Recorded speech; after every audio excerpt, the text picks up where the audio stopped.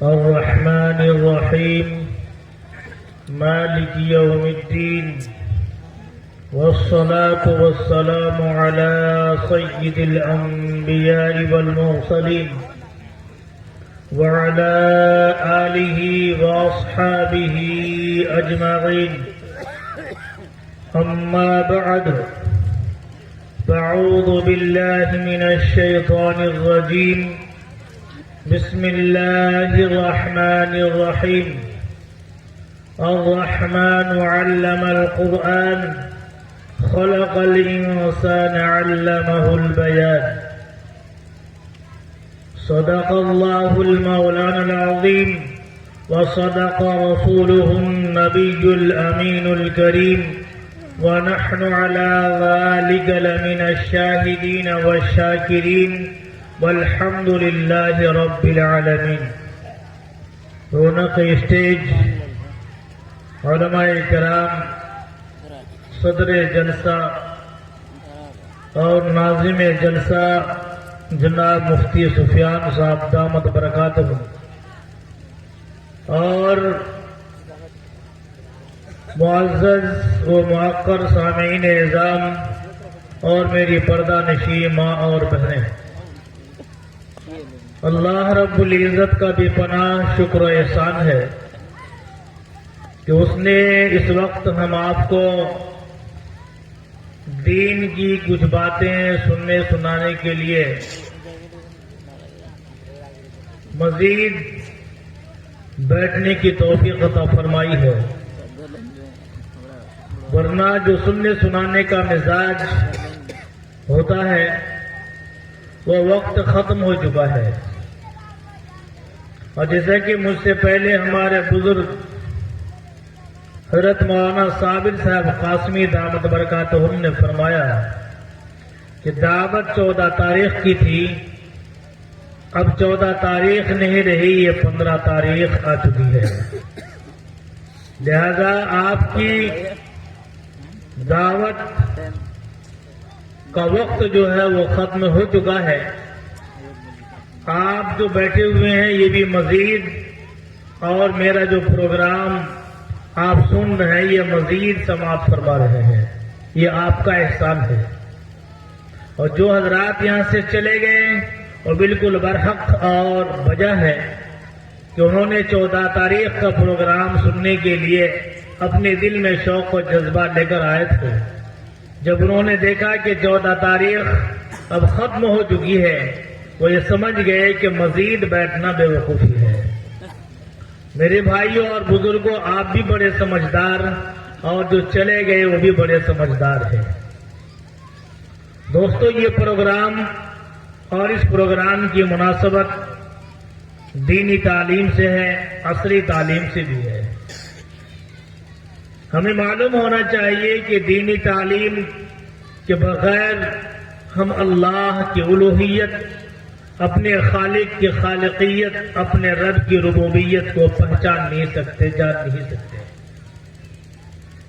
اللہ کی الوہیت اور اس کی معبودیت کو پہچاننے کے لیے علم دین کا ہونا ضروری اور شرط ہے. اسی لیے اللہ کے آخری پیغمبر جناب محمد رسول اللہ صلی اللہ علیہ وسلم نے فرمایا کہ علم دین کا حاصل کرنا ہر ایک مسلمان پر فرض ہے. وہ مرد ہو یا عورت، ہر ایک پر علم دین کا حاصل کرنا فرض اور ضروری ہے. لیکن وہ علم اتنا جس سے اللہ کی الوہیت، رب کی ربوبیت، خالق کی خالدیت اور سمد کی سمادیت کو ہم پہچان سکے، جان سکے. دین کے ہر وہ ضروری مسائل جن کے بغیر چارہ کار نہیں اور دیندار بننا مشکل ہو، ان مسائل کا جاننا ہمارے لیے ضروری ہے. نماز ہم پر فرض ہے، مسائل نماز کا جاننا یہ ہم پر فرض اور ضروری ہے. انسان ناپاک ہو جائے تو غسل کرنا اس پر فرض ہے، غسل کے فرائض کا جاننا واجب اور فرض ہے، اس کے بغیر غسل نہیں ہو سکتا. وضو نماز کے لیے شرط ہے، نماز کے لیے وضو ضروری ہے، لہذا ضروری مسائل جو وضو کے اندر ہے، فرائض ہیں، ان کا جاننا ہمارے لیے ضروری ہے.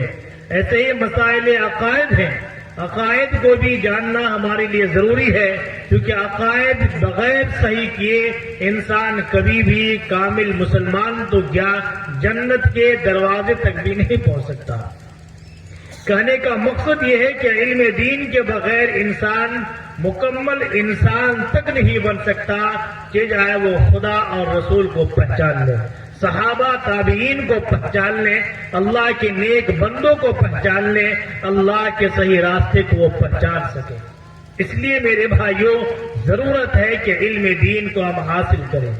بہت مبارک ہے، ہم مبارکبادی پیش کرتے ہیں قاری عمران صاحب کے حوصلے کو، اس طرح سے ایک چھوٹے سے گاؤں میں اور غریب طبقہ کے لوگوں کو لے کر یہ حوصلہ لے کر کھڑے ہوئے ہیں کہ اس بستی کے اندر بھی بچوں کے لیے ایک تعلیمی ادارہ قائم کیا جائے، تاکہ یہاں کے بچوں کے اندر دینی تعلیم بھر دیا جائے اور ہر ایک بچی کو دین سمجھا دیا جائے اور وہ سمجھ سکے کہ اللہ کی ذات کیا ہے، اللہ کے آخری پیغمبر جناب محمد رسول اللہ صلی اللہ علیہ وسلم کی ذات کیا ہے، نبوت کس چیز کا نام ہے، رسالت کس چیز کا نام ہے، خدائی کس چیز کا نام ہے، الوہیت کس چیز کا نام ہے، معبودیت کس چیز کا نام ہے، عقائد فرشتوں کے معاملے میں کیا ہونا چاہیے، جنت و دوزخ کے معاملے میں کیا ہونا چاہیے، زندگی آخرت کے معاملے میں عقائد کیا ہونا چاہیے، یہ ساری چیزیں یہ یہاں کی بچوں کے اندر ڈالنا چاہتے ہیں۔ یہ بہت بڑی ایک فکر ہے اور بہت بڑی ایک سوچ ہے۔ اللہ رب العزت سے ہماری دعا ہے کہ اللہ رب العزت ان کی کوشش کو قبول فرمائے اور ان کو ترقیات سے اللہ نوازے۔ اور آپ سے میری گزارش ہوگی کہ قاری عمران جس طرح سے کھڑے ہوئے ہیں، آپ کو سہارا دینے کی ضرورت ہے۔ آپ سہارا دیں گے تو آپ کے سہارے کے ذریعے سے اللہ رب العزت قاری عمران سے کام لے گا اور آپ کے یہاں کام ہوتا ہوا دکھے گا۔ میرے بھائیوں اور بزرگوں، جہاں مردوں کے لیے دینی تعلیم کا ہونا ضروری ہے اور مردوں نے جس طرح سے دینی تعلیم کے ذریعے سے کارہائے نمایاں انجام دیا ہے، حقیقت یہی ہے کہ ہماری ماں اور بہنیں بھی اس میں پیچھے نہیں ہیں۔ دین کے معاملے میں جس طرح سے مرد ایک طرف آگے بڑھتے ہوئے دکھتے ہیں، میری مائیں اور بہنیں بھی ایسی ایسی گزر چکی ہیں جنہوں نے دین کے معاملے میں ایک بہت عجوبہ مقام حاصل کر لی ہے۔ میرے بھائیوں، وقت ایسا نہیں کہ آپ کے سامنے بہت ساری باتیں سنائی جا سکتی ہے، لیکن دو چار باتیں ضرور میں آپ کے سامنے رکھ دینا چاہتا ہوں تاکہ آپ یہ سمجھ پائیں کہ مرد کیا ہوتے ہیں اور عورتیں کیا ہوا کرتی ہیں، عورتوں میں کمال حاصل کرنے کا کیا شوق و جذبہ ہوتا ہے اور عورتیں کس طرح کے کمال اپنے اندر پیدا کر سکتی ہے۔ آپ میں سے بہت سے لوگ جانتے ہوں گے، علماء کرام تو ایسے کوئی بھی نہیں ہوں گے جن کو یہ بات معلوم نہ ہو، اور وہ یہ ہے کہ ایک خواب کی تعبیر کے علامہ ابن سیرین رحمت اللہ علیہ گزرے ہیں، جو خواب کے تعبیر اور سپنوں کی تعبیر کو بتایا کرتے تھے۔ ان کی کتاب بھی منظر عام پر موجود ہے، علماء کرام ان کی کتاب کو مطالعہ کرتے ہیں اور مطالعہ کر کے خواب کی تعبیریں بتایا کرتے ہیں۔ ان کی ایک بہن تھی جن کو بنت سیرین کہا جاتا تھا۔ بنت سیرین کا معاملہ کیا ہے؟ علماء کرام نے لکھا ہے کہ اتنے بڑے وہ قاریہ تھی کہ علامہ ابن سیرین رحمت اللہ علیہ بھی قرأت کے معاملے میں قرأت کے مسائل اپنی بہن بنت سیرین سے معلوم کیا کرتے تھے۔ قرأت قرآن کی تعلیم، قرآن کے اندر قرأت 7 ہے، قرأت 10 ہے، 10 طریقے سے قرآن کو پڑھا جائے، 7 طریقے سے قرآن کو پڑھا جائے، یہ تمام قرأت کے علوم سے وہ بنت سیرین بالکل مکمل بھری ہوئی تھی اور یہ قرآنی تعلیم وہ حاصل کر رکھی تھی اور اتنے پیمانے پر اونچے درجے پر اس علم کو حاصل کر لی تھی کہ ان کے بھائی علامہ ابن سیرین ان کی پوری دنیا کے اندر ڈنکا بجتا ہے، پوری دنیا کے لوگ انہیں جانتے ہیں، سمجھتے ہیں، علماء کرام کے نزدیک ان کا ایک اونچا مقام ہے۔ وہ علامہ ابن سیرین رحمت اللہ علیہ بھی قرأت کے مسائل کو ان سے حاصل کیا کرتے تھے۔ میرے بھائیوں، یہ بھی ایک ہماری ماں ہے، ہمارے قوم کی بیٹی ہے. انہوں نے یہ علم غیرت اور علم قرآن کو کس انداز میں حاصل کیا تھا، کیا شوق و جذبہ ان کے اندر تھا. اس کا مطلب یہ ہے کہ جس طرح مردوں کے اندر، لڑکوں کے اندر علم دین حاصل کرنے کا شوق و جذبہ ہوتا ہے، میری ماں اور بہنوں کے اندر بھی ہوتا ہے، میری بیٹی اور بہنوں کے اندر بھی یہ شوق و جذبہ ہوتا ہے. ضرورت اس بات کی ہے کہ ہم آپ مرد حضرات اس کی فکر لے لیں، ہم اپنے قدم کو آگے بڑھائیں، اپنی بہن بیٹیوں کو آگے بڑھانے کی کوشش کریں. پھر دیکھیں ہمارے سماج کے اندر کیسے کیسے پھول کھلے ہوئے نظر آئیں گے، ہمارا سماج کیسا تیار ہوگا، ہمارا معاشرہ کیسا بنتا ہوا دکھے گا. ایک واقعہ میں آپ کو سنا دوں. مامون رشید ایک بہت بڑا بادشاہ گزرا ہے، آپ کو معلوم ہوگا. انہوں نے اپنے مصاحب میں اپنے ساتھ بہت سارے لوگوں کو رکھا تھا. ان کے مصاحبین میں سے ایک مصاحب اور ایک ساتھی ان کے ساتھ رہنے والے ایک شخص تھے جن کا نام عبداللہ بن طاہر تھا.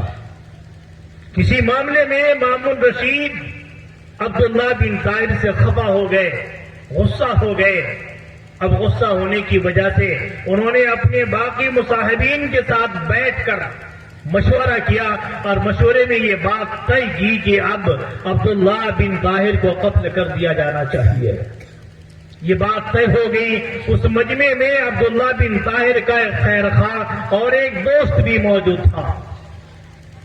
عبداللہ بن طاہر کو وہ جا کر کے بتا نہیں سکتا تھا کہ تیرے معاملے میں آج بادشاہ مامون رشید کے سامنے کیا مشورہ ہوا اور کیا بات طے ہوئی ہے. انہوں نے ایک خط لکھا اور سفید کاغذ میں، سادہ کاغذ میں صرف یہ لکھا بسم اللہ الرحمن الرحیم یا موسیٰ، اور یہ لکھ کر عبداللہ بن طاہر کے یہاں بھجوا دیا. وہ خط پہنچا، عبداللہ بن طاہر نے اپنے ہاتھ میں لیا اور لینے کے بعد دیکھا کہ اس رقعہ میں، اس کاغذ میں تو صرف اور صرف بسم اللہ الرحمن الرحیم اور یا موسیٰ کا لفظ لکھا ہوا ہے. اس سے بات کو سمجھ میں نہیں آتی. بار بار وہ کاغذ کو ادھر سے ادھر پلٹتے ہیں لیکن کوئی بات سمجھ میں نہیں آتی. انہیں کبھی لگتا ہے کہ ادھر کچھ لکھا ہوگا، ادھر پلٹ کر کے دیکھتے ادھر کچھ بھی نہیں. کبھی لگتا ہے کہ ادھر کچھ ہوگا، ادھر پلٹ کر کے وہ دیکھتے ہیں ادھر بھی کچھ ہے ہی نہیں سوائے اس جملے کے، اللہ کے نام کے، بسم اللہ الرحمن الرحیم کے بعد یا موسیٰ کے علاوہ اور کچھ ہے ہی نہیں. ان کی ایک خادمہ سامنے کھڑی تھی، کنیز کھڑی تھی. وہ یہ منظر دیکھ رہی تھی کہ میرے آقا ایک کاغذ کو لے کر ادھر سے ادھر پلٹ رہے ہیں اور پیشانی پر شکن ہے. انہیں کوئی بات ایسی پیش آئی ہے جو بات سمجھ میں نہیں آ رہی. وہ قریب آ کر کے دیکھتی ہے اور دیکھنے کے بعد اس جملے کو پڑھ لیتی ہے. اس میں لکھا ہے بسم اللہ الرحمن الرحیم یا موسیٰ. کنیز نے پوچھا کہ عبداللہ بن طاہر، میرے آقا آپ مجھے بتائیے پریشانی ہے کیا، کس مصیبت میں آپ مبتلا ہے کہ اس پردے کو آپ ادھر سے ادھر پلٹتے ہیں اور اپنے پیشانی پر آپ شکن لائے ہوئے ہیں، معاملہ کیا ہے؟ عبداللہ بن طاہر نے کہا کہ معاملہ یہ ہے کہ ایک چٹھی میرے دوست کے یہاں سے آئی ہوئی ہے، لیکن اس چٹھی میں کچھ لکھا ہے نہیں سوائے اس کے بسم اللہ الرحمن الرحیم اور یا موسیٰ کے، اور مجھے کوئی بات سمجھ میں نہیں آ رہی کہ یہ شخص لکھنے والے نے یہ جملہ کیوں لکھا، اس کے آگے پیچھے کچھ اور لکھا کیوں نہیں. اس باندی نے کہا کہ میرے آقا مجھے بات سمجھ میں آ گئی. مجھے بات سمجھ رہے ہیں آپ؟ باندی نے کہا، کنیز نے کہا کہ میرے آقا بات مجھے سمجھ میں آ گئی. عبداللہ بن طاہر کو بات سمجھ میں نہیں آئی. ایک مرد ہے، پڑھا لکھا انسان ہے، لیکن بسم اللہ الرحمن الرحیم کے بعد لفظ یا موسیٰ کا مطلب انہیں سمجھ میں نہیں آیا. باندی عرض کرتی ہے کہ میرے آقا اس لفظ کا مطلب مجھے سمجھ میں آ گیا. کہا کہ وہ مطلب کیا ہے؟ باندی نے کہا کہ اللہ رب العزت نے قرآن پاک میں جو موسیٰ علیہ السلام کے قصے میں لکھا، یا موسیٰ ان الملأ یعتمرون بک لیقتلوک، کہ فرعون نے جب مشورہ کر کے موسیٰ علیہ السلام کے قتل کا فرمان جاری کر دیا تھا، اس وقت ان کے ایک خیر خواہ نے حضرت موسیٰ علیہ السلام کو خبر کر دیا تھا کہ اے موسیٰ، فرعون کے درباریوں میں اور اس کی مجلس میں بیٹھ کر ایک بات طے ہوئی ہے، وہ بات یہ ہے کہ اب آپ کو قتل کر دیا جائے گا، لہذا فخرج، آپ یہاں سے نکل بھاگیے، میں آپ کا ناصح ہوں اور آپ کو نصیحت کرتا ہوں کہ آپ یہاں سے نکل جائیے، نہیں تو یہ لوگ آپ کو قتل کر ڈالیں گے۔ اور حضرت موسیٰ علیہ السلام وہاں سے نکل پڑے تھے۔ بانی نے کہا کہ یہ قصہ اس قصے کی طرف اس جملے کے ذریعے سے اشارہ کیا گیا، میرے آقا اگر آپ کے ساتھ کوئی معاملہ ہے تو آپ آگے سمجھ سکتے ہیں۔ عبداللہ بن طاہر باپ کو سمجھ گئے، وہ اب نکلنے والے تھے، مامون رشید کے دربار میں پہنچنے والے تھے، لیکن جب یہ معاملہ سمجھ میں آ گیا تو اب وہاں جانا بند کر دیا، اور وہ سمجھ گئے کہ میرے ساتھ چونکہ مامون رشید کا معاملہ اس وقت اچھا نہیں چل رہا ہے، لہذا یہ بات طے ہوئی ہوگی بیٹھ کر کہ اب عبداللہ بن طاہر کو قتل کر دیا جائے، لہذا میرے دوست نے یہ جملہ لکھ کر کے بھیجا تاکہ مجھے صرف معلوم ہو جائے کہ میرے معاملے میں مشورہ کیا ہوا ہے، اور میرا دوست مجھے اشارہ سے یہ بتانا چاہ رہے ہیں۔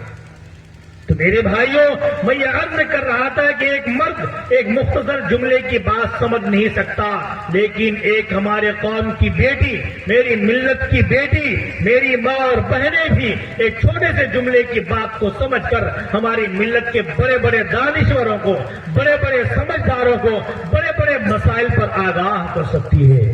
لہذا ہمیں اپنی ماں اور بہن کے معاملے میں، اپنی بیٹی بہن کے بارے میں کبھی بھی کاہلی سستی سے کام نہیں لینا چاہیے، ہمیں آگے آنا چاہیے اور اپنی بیٹیوں کے لیے، اپنے بہنوں کے لیے ایسے ادارے قائم کرنے کی ضرورت ہے جن کے ذریعے سے انہیں دین سمجھایا جا سکے، انہیں دین بتایا جا سکے، اللہ کی الوہیت سمجھائی جا سکے، اللہ کی خالقیت سمجھائی جا سکے، اللہ کے محبوب نبی سرور کائنات صلی اللہ علیہ وسلم کی رسالت و نبوت بتائی جا سکے، صحابہ کرام کی قربانی انہیں بتائی جا سکے، اور صحابہ کرام صحابیات کی زندگی انہیں بتائی جا سکے، انہیں جنت و جہنم کی صحیح خبر دی جا سکے، عقائد کے معاملے میں انہیں صحیح مطلع کیا جا سکے۔ ان کے لیے اسباب اور ان کے لیے طریقے ہمیں اور آپ کو اختیار کرنے کی آج ضرورت ہے۔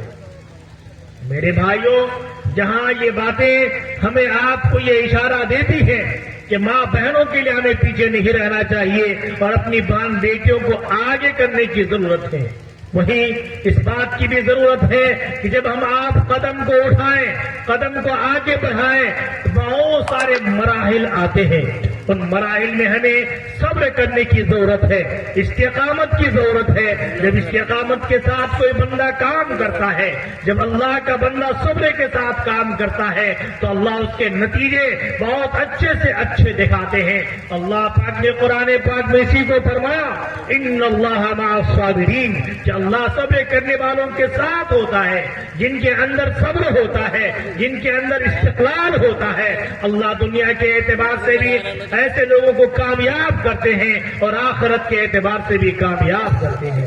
میرے بھائیوں، اسی مناسبت سے مجھے ایک واقعہ اور میری ماں ایک بیٹی، اس قوم کی ایک بیٹی کا ایک واقعہ اس وقت یاد آتا ہے۔ ملا جامی رومی رحمت اللہ علیہ نے اپنی کتاب کے اندر اس واقعے کو لکھا ہے، بڑا سبق آموز واقعہ ہے۔ اس واقعے کو آپ سماعت فرمائے۔ وہ فرماتے ہیں کہ ایک عورت تھی، ان کا بچہ پیدا ہوتا اور 2-4 مہینے 6 مہینے کے بعد وہ بچہ انتقال کر جاتا، پھر کوئی بچہ پیدا ہوتا، 2-4-6 مہینے کے بعد پھر وہ بچہ انتقال کر جاتا، اسی طرح سلسلہ چلتا رہا، یہاں تک کہ 20 بچے اس قوم کی بیٹی نے، اس ماں نے اس دنیا کے اندر پیدا کی، اور وہ 20 بچے انتقال کرتے چلے گئے۔ اس ماں سے پوچھئے کہ جس کا بچہ انتقال کر جاتا ہے اس کا کیا حال ہوتا ہے؟ بڑے غم میں رہی پوری زندگی۔ 20 بچے 20 دن میں تو پیدا نہیں ہو گئے تھے۔ ارے 20 بچے 20 دن میں پیدا ہو جائیں گے؟ کتنے دنوں میں؟ 20 مہینے میں ہو جائیں گے؟ کم سے کم 20 سال چاہیے۔ وہ اس ماں نے اپنی عمر کی 20 سال اسی طرح سے گزار دی، اپنے 20 بچوں کو جنم دے کر کے دفن کرتے کرتے۔ اس ماں کا کیا حال ہوگا؟ وہ بھی میری ماں تھی، وہ بھی اس قوم کی، اس ملت کی ایک بیٹی تھی۔ بہت صبر کرتی رہی، صبر کرتی رہی، ایک کے بعد ایک کے بعد ایک، ایک کے بعد ایک، ایک کے بعد ایک، 20 بچے تک وہ صبر کرتی رہی۔ لیکن 20واں بچہ جب انتقال کر گیا تو ماں ایک دن صبر کا بندھن جب ٹوٹ گیا، رات کو بیدار ہوتی ہے اور بیدار ہو کر مصلی بچھاتی ہے اور بچھا کر پروردگار عالم کے سامنے عرض کرنے لگتی ہے کہ مولا کریم، تیرے اس خطا کار بندی سے کیا خطا ہوئی، کیا غلطی ہوئی کہ میرے مولا تو نے میرے ساتھ اس طرح سے کیا ہے کہ ایک کے بعد ایک کرتے کرتے 20 بچے کو تو نے میرے پیٹ میں جنم دیا اور پھر میرے پیٹ سے اس دنیا میں، اس سرزمین میں پیدا کیا، اور جو ہی میری امید یہ ہوتی تھی کب یہ میرا پھول کھلے گا، اب یہ میرا پھول کھلنے والا ہے، یہ بچہ میرا بڑا ہونے والا ہے، اور مولا کریم تو اسے مجھ سے چھین لیتا رہا۔ بس یہ کہتی رہی، روتی رہی، آنسو بہتا رہا، بہتا رہا، بہتا رہا۔ اسی میں انہیں اونگ سے آ گئی، بے ہوش ہو کر کے اونگ سے آ گئی، نیند سے آ گئی، اور وہ سو گئی تھوڑی دیر کے لیے۔ اسی اونگ کی حالت میں، نیند کی حالت میں وہ خواب دیکھتی ہے کہ ایک بہت خوبصورت عالیشان باغ ہے، اور اس باغ کے اندر نہریں بھی جاری ہیں، طرح طرح کے پھول کھل رہے ہیں، طرح طرح کے پھل لگے ہوئے ہیں، اور بڑا خوشنما منظر ہے، اور اس خوشنما منظر کے اندر ایک بہترین محل تیار ہے، اور اس محل کا جمال اور حسن بڑا عجیب و غریب جو دنیا نے کبھی اس نے دیکھا ہی نہیں،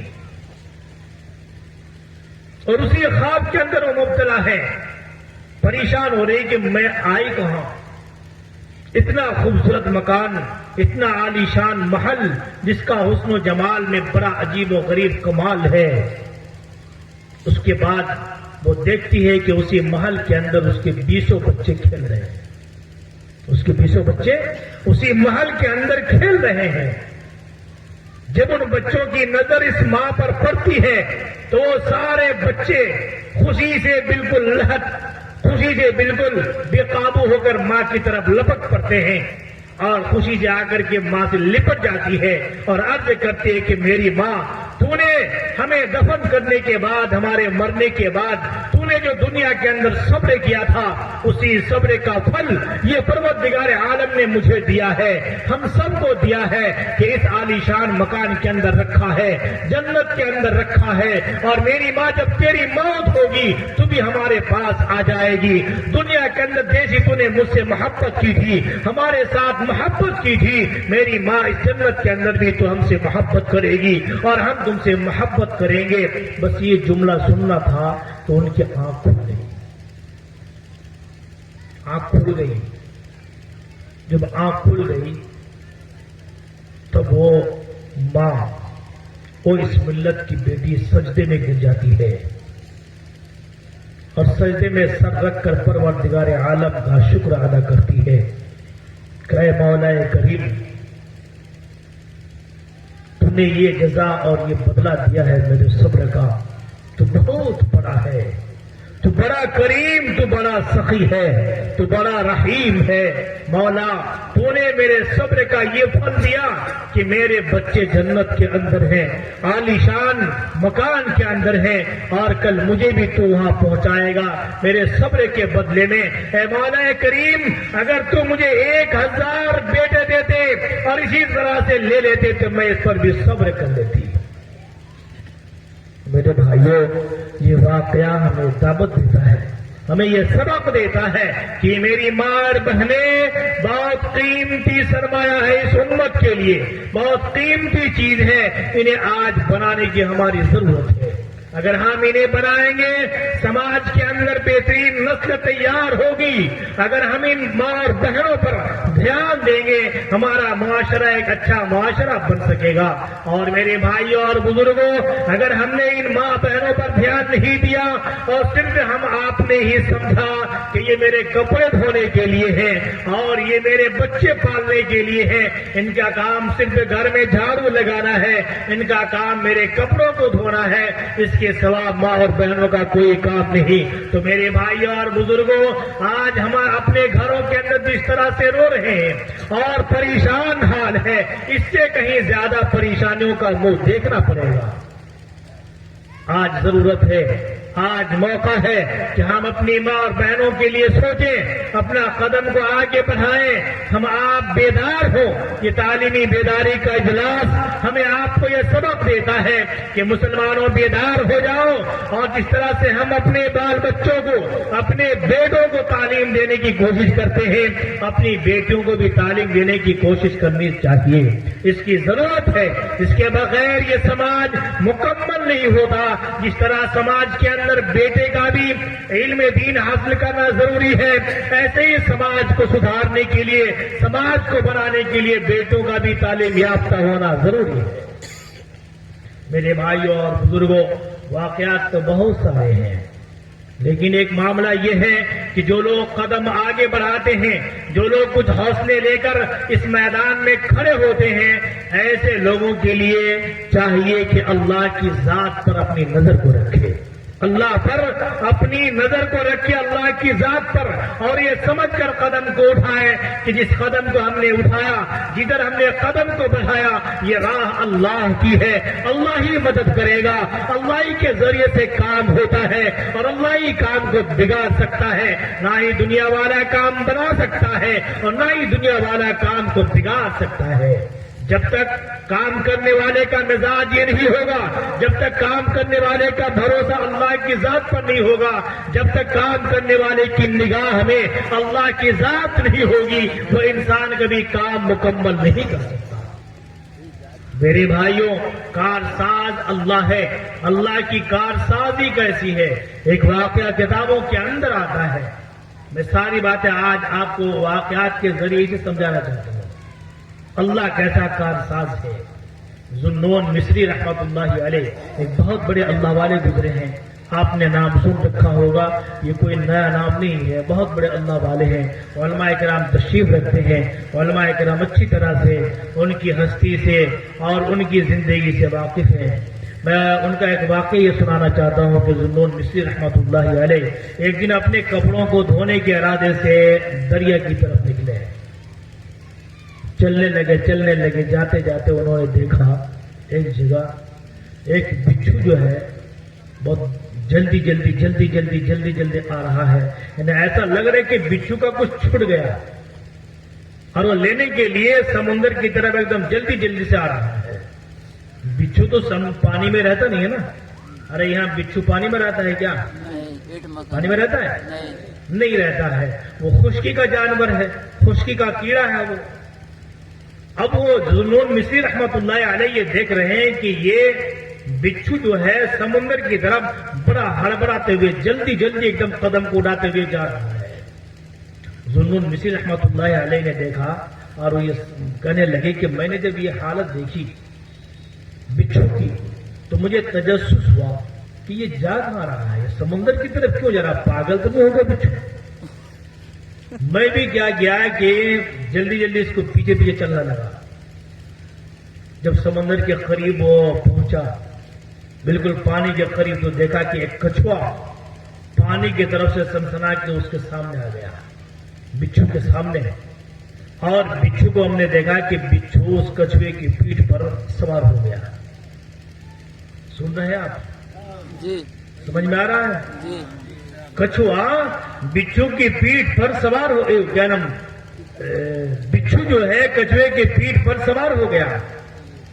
ذوالنون مصری رحمت اللہ علیہ فرماتے ہیں میں نے دیکھ کر بڑا حیرت کا احساس کیا اور بڑا تعجب مجھے ہوا کہ بھائی یہ ماجرا کیا ہے. اب دیکھا کہ کچھوا چلنے لگا سمندر میں اور بچھو بیٹھا ہے اس کی پیٹھ پر. تو مجھے اور زیادہ تجسس لاحق ہو گیا اور میں بالکل پریشان ہونے لگا. میں نے بھی کیا کپڑا اتارا اور کپڑا اتار کر کے میں بھی سمندر میں کود گیا اور یہ سوچ لیا کہ بس آخر تک انہیں دیکھنا ہے کہ کرے گا یہ کیا, معاملہ کیا ہوتا ہے, کہاں تک یہ کچھوا جائے گا اور کہاں تک یہ بچھو کہاں تک پہنچے گا اور کام کیا انجام دینا ہے, مجھے آج دیکھ ہی لینا ہے. ذوالنور بصری رحمت اللہ علیہ فرماتے ہیں کہ ہم نے دیکھا کہ اس پار سے اس پار تک کچھوا اس بچھو کو پیٹھ میں بیٹھا کر کے وہ لے گیا اور سمندر کے کنارے میں جا کے جیسے وہ کچھوا رکا تو بچھو اتر گیا. اتر کے پھر اب بچھو جلدی جلدی چلنے لگا خشکی میں. کہتے میں بھی اس کے پیچھے پیچھے چلا. پیچھے پیچھے جب چلا تو دیکھا کہ ایک خوبصورت نوجوان لڑکا, بڑا حسین و جمیل نوجوان ہے, وہ بالوں پہ سو رہا, آرام کی نیند, بے ہوش سویا ہوا ہے, اسے کوئی خبر نہیں, بے خبر سو رہا ہے. اور نوجوان بڑا خوبصورت نوجوان ہے. میں نے تھوڑا دور سے ہی دیکھنا شروع کیا کہ نوجوان کی طرف دوڑتا ہوا جا رہا ہے بچھو. تو مجھے لگا کہ یہ بچھو اب جا کر کے نوجوان کو ڈنک مارے گا. مجھے بڑا خطرہ ہونے لگا. میں سوچنے لگا کہ یا اللہ یہ حال ہے, اس پار کا بچھو اس نوجوان کو مارنے کے لیے اس پار آیا اور اسے یہ معلوم ہے کہ یہ نوجوان یہاں سو رہا ہے. کس نے معلوم کرایا؟ مجھے اور زیادہ حیرت ہوئی تو میں اور قریب چلا گیا کہ دیکھتا ہوں کہ یہ ڈنک مارتا بھی ہے نوجوان کو یا نہیں. اس لیے میں اور قریب چلا گیا. تو جب قریب گیا تو منظر کچھ اور ہی تھا.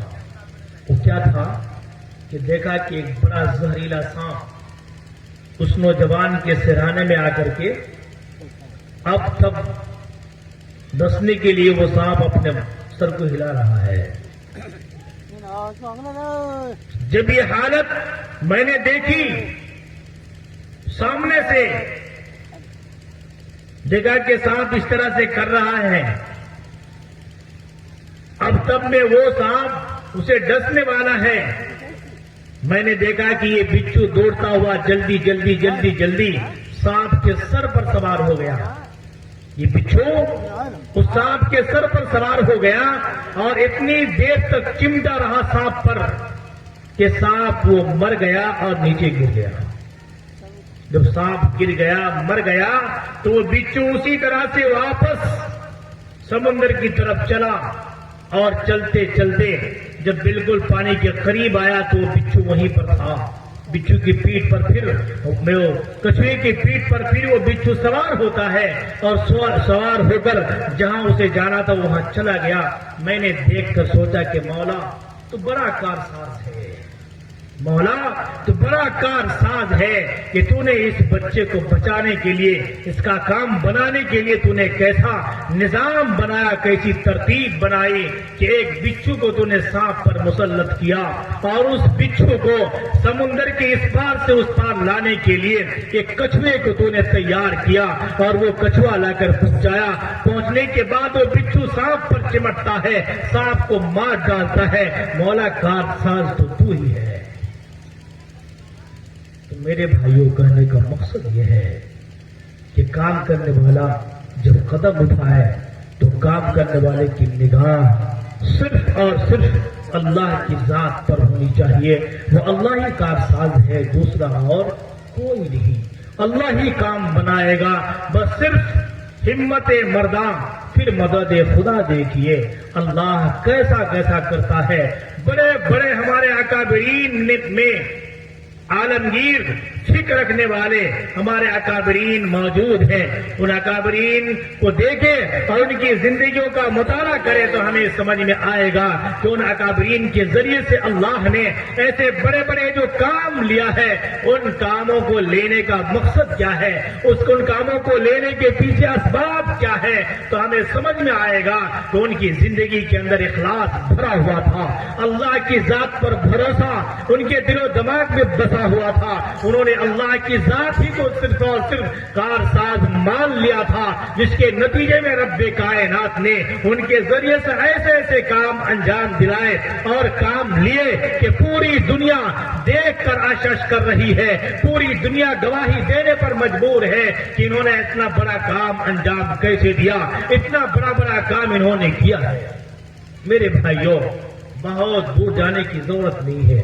مولانا قاسم نانوتوی رحمت اللہ علیہ کی ایک فکر ہے, انہوں نے فکر کے ذریعے سے اور عالمگیر فکر کے ذریعے سے اللہ رب العزت پر بھروسہ رکھتے ہوئے, رب کائنات پر بھروسہ کرتے ہوئے, اللہ پر توکل کرتے ہوئے, اللہ رب العزت کو کارساز مانتے ہوئے مدرسے کی تعمیر اور اس کی بنیاد رکھ دیتے ہیں. اسی بنیاد کے ذریعے سے آپ دیکھ سکتے ہیں پوری دنیا کے اندر مدارس کا جال, پوری دنیا کے اندر علماء کرام کس طرح پھیل گئے, پوری دنیا کے اندر قوم و ملت کے مسائل کو سلجھانے کے لیے پوری دنیا کے اندر علماء کرام کس طرح سے پھیل گئے. آج سیاسی مسائل ہو یا ملی مسائل ہو یا کسی طرح کے بھی مسائل ہو, ہمارے علماء کرام انہیں انجام دے رہے ہیں. یہ کون ہے؟ مولانا قاسم نانوتوی رحمت اللہ علیہ کے روحانی اولاد ہیں.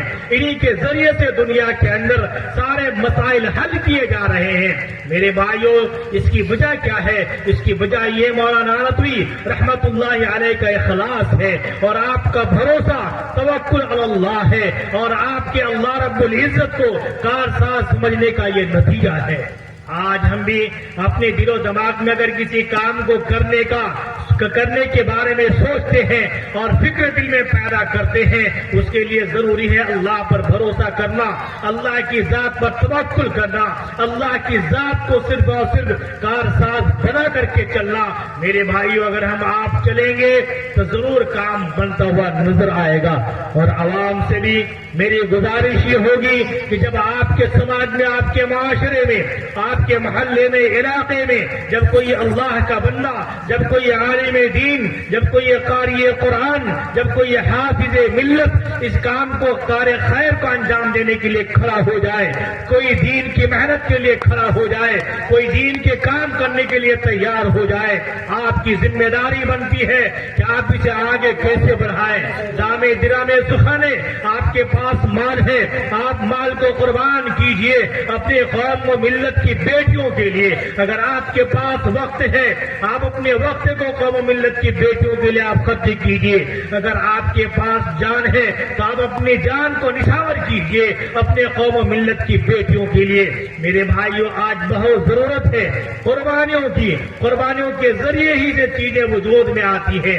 جب ہم قربانیاں پیش کریں گے چیزیں وجود میں آئیں گی, دینی محنتیں وجود میں آئیں گی, دینی کامیں وجود میں آئیں گی. علماء کرام آپ کے ساتھ رہ کر کے وہ دینی کاموں کو صحیح ڈھنگ سے انجام دے پائیں گے. اس لیے ضرورت ہے کہ ہم آپ مل کر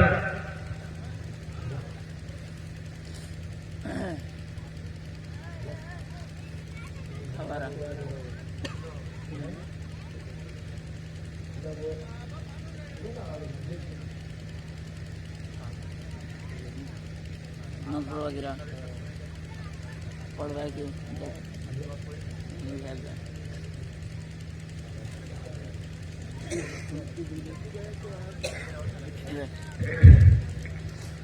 تو میرے بھائیوں اور بزرگوں میں آپ سے عرض کر رہا تھا کہ آپ اگر کوئی عالم دین مخلص ہو کر کے دینی ادارے کے لیے, عصری تعلیم کے ادارے کے لیے, آج عصری تعلیم کی بھی ضرورت ہے.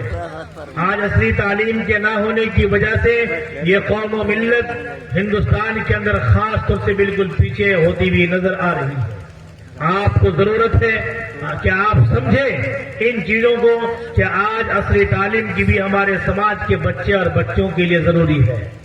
جہاں اس سماج کو ایک عالم کی ضرورت ہے، ایک حافظ کی ضرورت ہے، ایک مفتی کی ضرورت ہے، وہیں اس سماج کو ایک انجینئر کی بھی ضرورت ہے، ایک ڈاکٹر کی بھی ضرورت ہے، اور ایک بڑے اچھے پیمانے کے پروفیسر کی ضرورت ہے، اچھے ماسٹر کی ضرورت ہے، اور اچھے لیکچرر کی ضرورت ہے۔ میرے بھائیوں اور بزرگوں، جس طرح سے ایک عالم ہونے کی وجہ سے آپ کے سماج کے لوگوں کو دینی مسائل بتا سکتے ہیں، مفتی ہونے کی وجہ سے آپ کے نماز کے مسائل کو درست کرا سکتے ہیں اور آپ کے دینی تمام طرح کے مسائل کو سلجھا سکتے ہیں، ایسے اگر آپ کے سماج میں ایک ڈاکٹر پیدا ہو جائے تو اس ڈاکٹر کے ذریعے سے آپ کے مریض اور آپ کے بیمار کو اللہ رب العزت شفا دیتے ہیں، اور اللہ کے ذریعے سے اللہ رب العزت ان ڈاکٹروں کے ذریعے سے آپ کے قوم کے بچوں کے ڈاکٹر بننے کی وجہ سے آپ کے ڈاکٹروں کے ذریعے سے ہی آپ کی قوم کو شفا اللہ عطا فرمائے گا، اور آپ کے بچے اگر ڈاکٹر بن جاتے ہیں تو ان ڈاکٹر بچوں کے ذریعے سے آپ کے مالی اعتبار سے بھی اخراجات کم آ سکتے ہیں۔ اس لیے آپ کے لیے ضروری ہے کہ جس طرح سے آپ دینی تعلیم کے لیے کوشش کریں، اسی کے ساتھ ساتھ آپ عصری تعلیم کے لیے بھی کوشش کریں کہ آپ کے بچے عالم ہونے کے ساتھ ساتھ ڈاکٹر بھی بن جائے، آپ کے بچے مفتی ہونے کے ساتھ ساتھ انجینئر بھی بن جائے، آپ کے بچے حافظ ہونے کے ساتھ ساتھ ایک IAS اور IPS بھی بن جائے، آپ کے بچے ایک دینی ماہر ہونے کے ساتھ ساتھ ایک بہتر لیکچرر بھی بن جائے، اس کی بھی فکر کو بھی لے کے آج چلنے کی ضرورت ہے۔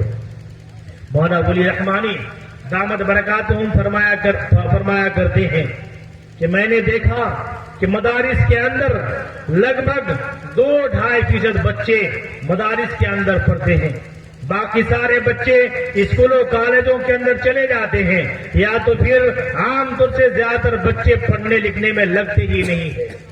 کیا ایسا یہ صحیح ہے؟ ارے یہ صحیح کا غلط ہے؟ ہمارے بچے 2% مشکل سے مدرسوں میں ہیں، اور زیادہ تر بچے یا تو اسکول کالجوں کے اندر ہیں یا تو اسکول کالج سے بھی وہ دور ہے۔ وہ فرماتے ہیں کہ جب یہ 2% مدرسے کے اندر پڑھنے والے ہیں اور زیادہ فیصد مدرسے سے باہر اسکولوں میں کالجوں میں پڑھنے والے ہیں تو ہمیں میری عقل کام نہیں کرتی کہ جب اتنے بچے مدرسے سے باہر ہیں، اسکولوں میں کالجوں میں ہیں، تو کسی مقدمے کے وقت ہمیں اپنے قوم میں سے کوئی وکیل کیوں نہیں ملتا؟ بات آ رہی سمجھ میں؟ انہوں نے فرمایا کہ جب ہم بابری مسجد کے مقدمے کو لے کر کے جاتے ہیں اور ایک وکیل اپنے میں سے تلاش کرتے ہیں تو ہمیں ایک وکیل نہیں ملتا کہ بابری مسجد کے مقدمے کو وہ لڑے۔ کتنا افسوس کی بات ہے، پورے ہندوستان میں اسکولوں کالجوں میں پڑھنے والے بچے مدارس میں پڑھنے والوں سے کہیں زیادہ ہیں، لیکن جب معاملہ سامنے آتا ہے، قوم و ملت کا معاملہ آتا ہے، تو ایک بھی بچہ کام کا قوم و ملت کے لیے تیار نہیں ہے۔ دینی لائن میں مدارس و مساجد میں صرف